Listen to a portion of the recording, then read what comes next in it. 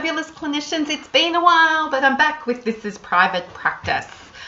Wow, what an interesting week. It's Wednesday the 21st of March, and I have had one of those weeks where I've had some amazing affirmation from clients.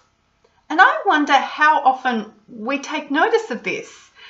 It's really easy for us that are ambitious and driven and entrepreneurial to keep pushing in the next thing and the next thing and the next thing. We've got the next thing. I mean, I've even got a coffee cup that talks about caffeine being the new black. We always want more. We always want to be more. We always want to influence more. There's more and more and more, which it tends to have a reverse side to the positive aspirational inspiration that we want to be. And that reverse side is that nothing ever feels quite good enough, or I could have done more, I should have done more, I'm not the best I can be yet, I haven't reached it yet. And I know I fall into that trap a lot. So I've always got more projects on the go than I can finish. I've mentioned many times that I don't believe I'm a strong finisher. I'm a great starter, not a strong finisher. And that's okay. I'm also a big believer in the fact that we can't have external people people telling us how good we are all the time. As we mature as clinicians and business owners, we've got to have some intrinsic way of knowing that we've done a good job. And sometimes it requires us to actually listen for the things that people are saying, or the language that they're using, or the way we're being appreciated. Now, I'm not here to blow my own trumpet. What I want to help you do is uncover how you're being appreciated this week. So it's Wednesday and I had a funeral on Monday. That wasn't fun. I went to work all day yesterday and I had the opportunity to meet with a client who is an unusual fit for Purple Co, but has been a great fit. And we've only had 3 coaching sessions. That was all that was required to help this person work out where and how they needed to move on with their career. And they're facing some pretty major barriers in their work life. But the most affirming thing was said to me yesterday, and that was, Jo, you've helped me accept me and be comfortable with me being me the way I am now. And I must admit, I did get goosebump pimply, and I did get a bit choked up, because I think hearing anybody say that they have achieved a level of self-acceptance is probably one of the most affirming things any health professional, anyone working in mental health, anyone who does talking for a living and gets inside of people's vulnerabilities, that's got to be one of the most affirming things for us to have ever heard. And for somebody to say, Jo, you've helped me reach that. I didn't feel like I had done anything. I was just asking really good coaching questions about why others wouldn't accept this person and what that said about this person's acceptance of themselves. And that was 3 coaching sessions. And let me assure you, this person has got 2 job offers on the table for the next stage in their career in less than 3 weeks. That's powerful. So I was feeling really good and affirmed about that yesterday. Then I met with some of my team, and I praise my team a lot because I think the people on my team are remarkable. And I know some of them have had some pretty ordinary other employment opportunities. And one of the reasons why I created Purple Co was because I wanted a place where we could do really good work and be respected for the work we did.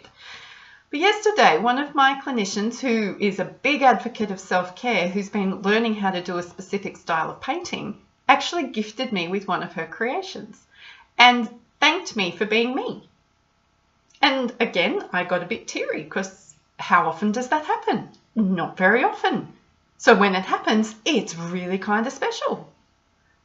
And I got home last night and there was a gift from the amazing Kelly Irving, who is an editor, thanking my husband and I for being such a strong supporter of her. She just does awesome work. How can you not rave about somebody when they do awesome work? But she's affirmed me by saying thank you for being such a great supporter of me. So that has touched me deeply. Today I got to meet with a young man who lives with a brain injury. And similar to my client of yesterday, I was doing some reflection with him about the fatigue management program that we've been working through together. And I asked him, what do you think the biggest change has been since we started working together? Now, I could cite quite a few changes that have been incredibly positive for this young man. But what he said was, I know that fatigue is real. I know I can't work any harder to get rid of it. And I now accept that fatigue is a part of who I am. It's not all of who I am. And I'm just like, whoa, what an incredible affirmation for me to receive. Now, it's all about him and his process. And I know many of you going, well, Jo, that's what you're supposed to do. Yeah, it is what I'm supposed to do. But how often do we hear it? How often do we step back and go, I actually contributed to that change? Because there is a really long list of things that he still needs to do and work on that he wants to achieve. And I could have rushed straight past that conversation and gone straight to, yeah, but we need to do this and this and this and this, and totally dismissed that comment because I didn't want to reflect the affirmation that he was giving me. That was important for him and it was important for me to hear. And finally, this afternoon, I've just gotten off a consult call with a gentleman who's thinking about working with me as a private practice client. I met him last October. We've had 3 conversations since then. The change that has come over this man since last October is phenomenal. One of the gifts that I think I have as a coach, a counselor, as a human being, is that I'm very good at pulling out the essence of who you are. Because I've had to work damn hard on working that out for myself, but I can pull out the you-ness of you. And the man I saw in front of me today is more himself. And he is comfortable and he is confident and he is quirky and he is funny. And his business since January has quadrupled. We haven't even started working together yet. I actually made the comment that I think I've made myself redundant. How awesome is that? So I want to give you permission today. Where have you received affirmations and thank yous this week? Because they're turning up. We just often don't turn our hearing to hear them. And if we're not listening for it and if we're not open to receiving it, we're going to keep hustling and being hassled by the hustle. We're going to keep driving ourselves into the ground and we're going to burn out. So I want to say thank you to every one of you who will stop, take notice of what I'm saying today and reflect on an affirmation you've received from a client for something you have contributed to. Because I know that you're more than needed. We are all necessary. And if we're not looking after ourselves, no one else is going to do it for us. So thank you to all the wonderful people who have affirmed me this week. And I look forward to reading below some of the affirmations that you've received this week. So this is Jo and this is Private Practice, and I'm looking forward to talking to you again later.